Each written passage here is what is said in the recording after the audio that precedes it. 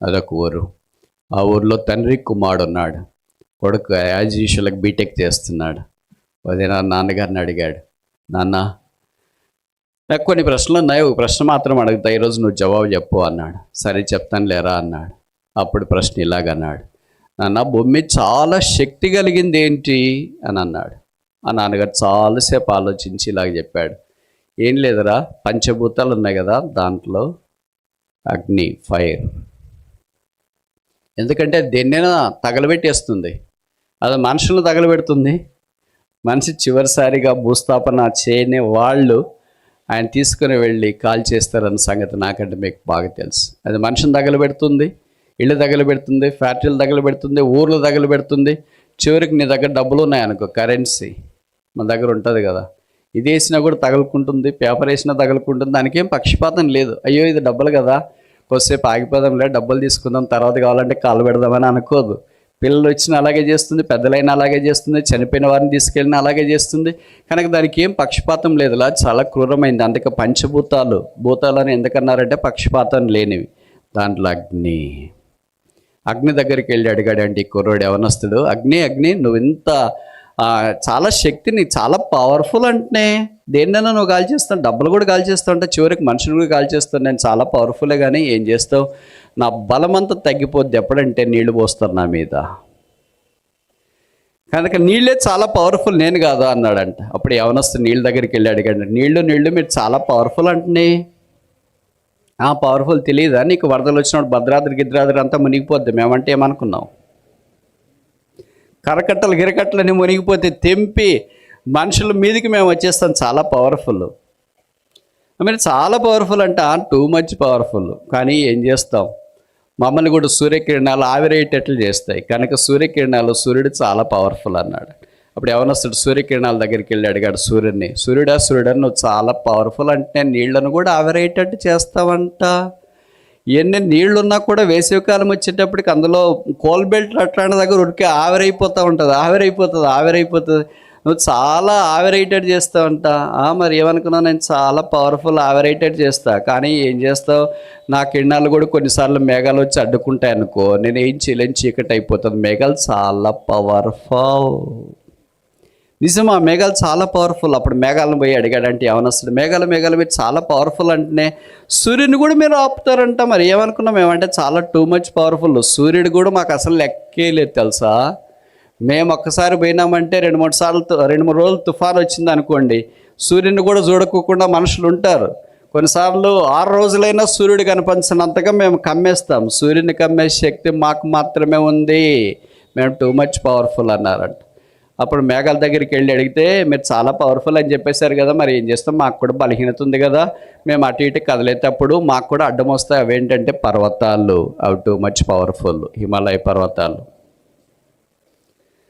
అప్పుడు యవనస్తుడు పర్వతాల దగ్గరికి వెళ్ళి అడిగాడు, పర్వతం మీరు చాలా పవర్ఫుల్ అంటే ఎవరినన్నా అలాగే ఆటంకపరుస్తారంట కదా. ఆటంకపరుస్తాము, కానీ ఏం చేస్తావు, మనిషి అనేవాడు ఉన్నాడు కదా, మమ్మల్ని తొలిచేస్తున్నాడు, టనల్స్ పెట్టేస్తున్నాడు, మమ్మల్ని బేరం చేసేస్తున్నాడు, తర్వాత రకరకాలుగా మమ్మల్ని పాడు చేసేస్తున్నాడు, మాకు ఆకారం లేకుండా చేసేస్తున్నాడు, మా కొండలు గుట్టలు అన్నీ ఒక్కసారి సదన్ చేసి స్లాబ్ చేసి జేసీబీలు పెట్టేసి ఫ్లాట్ చేసేస్తున్నాడు, మమ్మల్ని కూడా తినేసే స్టేజ్కి వచ్చినాడు, మనిషి చాలా పవర్ఫుల్ అని. ఇప్పుడు ఆ యవనస్తుడు మనిషిని దగ్గరికి వచ్చినాడంట, మనిషి నువ్వు చాలా పవర్ఫుల్ అంటున్నాయి అంటే, టూ మచ్ పవర్ఫుల్, చంద్రమండలానికి కూడా పోయించిన నీకు తెలుదా అన్నాడంట.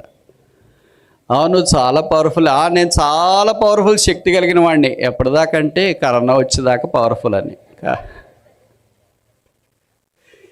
అప్పటి నుండి పవర్ తగ్గింది, ఏం చేస్తాం, మరి చిన్న వైరస్ వచ్చేసి నన్ను పట్టేసేటప్పటికి ఇంకా అస్సలు భరించలేకపోయినా. ఎంత పవర్, ఇంట్లోనే కూర్చున్నా, మాస్క్ వేసుకున్నా, బయట కుక్కలు కూడా నేను పెట్టుకున్నా, మరి ఏం చేస్తాము, బయటికి జంతువులన్నీ తిరిగినాయి, నేను మాత్రం బయటికి తిరగలేకపోయినా, మరి ఏం చేస్తాను. నువ్వు చాలా పవర్ఫుల్ అంటే కదా, అంత చంద్రమండలి కింద అంత నీదే, అంత నాదే. కరోనా అంత దాకా, కరోనా వచ్చిన తర్వాత నేను కూడా భయపడిపోయి లోపలే కూర్చుంటున్నా, అంత ఎక్కువ బయటికి రావట్లేదు, వచ్చినా కూడా మాస్క్ పెట్టుకొని వస్తున్నాను. మరి ఎందుకు భయపడుతున్నావు, మరణానికి భయపడుతున్నాను. యవనస్తుడు మరణం దగ్గరికి వెళ్ళాడంట, మరణమా నువ్వు టూ మచ్ పవర్ఫుల్ అంటే పిల్లల్ని, పెద్దల్ని, స్త్రీల్ని, పురుషుల్ని, రాజకీయ నాయకుల్ని, ధనమున్నోళ్ళని, లేనోళ్ళని, డాక్టర్ని, యాక్టర్ని, క్రికెటర్ని, హీరోల్ని, ఎవరినన్నా అలాగే మింగేస్తామంటున్నాయి. అసలు తినకూడదు, తినవంట, టైం వేస్ట్ అవుతుందని. ఏ ఊర్లోనైనా మనుషులు మింగేస్తా. నాకేం తెలంగాణ, ఆంధ్ర, రాయలసీమ, లేకపోతే south India, north India, Asia, ప్రపంచం అని ఏం తేడా లేదు. ఏ మనిషి అయినా ఒక్కటే, నేను ఎవరినైనా మింగేస్తా తెలుసా. కాకపోతే ఏం చేస్తాను, నేను కూడా వీక్ అయిపోయినా. ఎప్పటి నుండి వీక్ అయిపోయినా? 4000 సంవత్సరాలుగా మానవుని యొక్క జీవితాన్ని కబళించి మింగివేసిన. అయితే 2000 సంవత్సరాల క్రితం కాలము సంపూర్ణమైనప్పుడు దేవుడు తన కుమారుని పంపిన. ఆయన పేరే యేసుక్రీస్తు ప్రభువు. ఆ యేసు వచ్చిన తర్వాత నా కొరకే శిలువ మీదకి, ఆ యేసు వచ్చిన తర్వాత శిలువ మీదకి మనుషుని కొరకు వెళ్ళి రక్తము కార్చి చనిపోయి సమాధి చేయబడ్డాడు. ఇంతదాకా నేను మనుషుని మింగేస్తే ఇప్పుడు ఆయన నన్ను మింగేశాడు, నన్ను ఓడించాడు, నన్ను గెలిచాడు. నా మీద ఆయన విజయం వచ్చింది. ఓ మానమా, నీ ముల్లెక్కడా? ఓ సమాధి, నీ విజయం ఎక్కడా? మాడముల పాపమునకున్న బలము ధర్మశాస్త్రం అని కేకలేశాడు. పాపమునకున్న బలం ధర్మశాస్త్రం అని సమాధి అంటే కేకలేసి ఖాళీ సమాధి ఉంచాడు. ఒక బైబిల్ పండితుడు ఇలాగన్నాడు, the most serious wound to the earth is not mining but a empty tomb of Jesus Christ.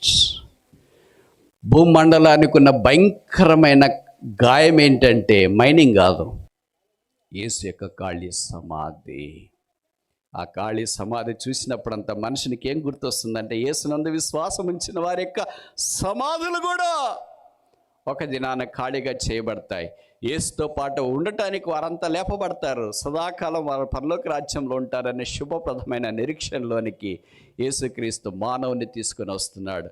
మానాన్ని మృంగివేసింది ఒకే ఒక్కడు, మానాన్ని ఓడించింది ఒకే ఒక్కడు, మానాన్ని జయించింది ఒకే ఒక్కడు, మాడ ముళ్ళను విరిసింది ఒకే ఒక్కడు, మానవ ఏలనేది ఒకే ఒక్కడు, మాడాన్ని తుత్తనీలుగా చేసింది ఒకే ఒక్కడు. ఆయన పేరు యేసుక్రీస్తు ప్రభువు. సిలువ వేయబడిన యేసును మేము ప్రకటిస్తున్నాం.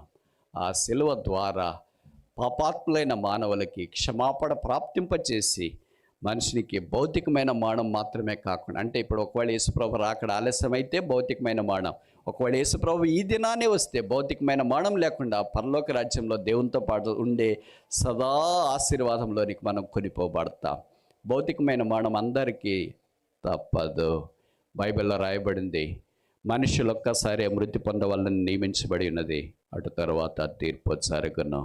కానీ మరణాన్ని మృంగివేసిన యేసుక్రీస్తు ప్రభువు మరణాన్ని ఓడించి, మరణాన్ని మనుషునికి సంప్రాప్తము కాకుండా రెండవ మరణం, పాతాళం, వేదనకరమైన స్థలం, నరకం, అగ్ని ఆరది, పొరుగు కాలని స్థలంలో నుండి పరిశుద్ధమైన పరలోక రాజ్యంలో ప్రవేశపెట్టాలని యేసు యొక్క సంకల్పం.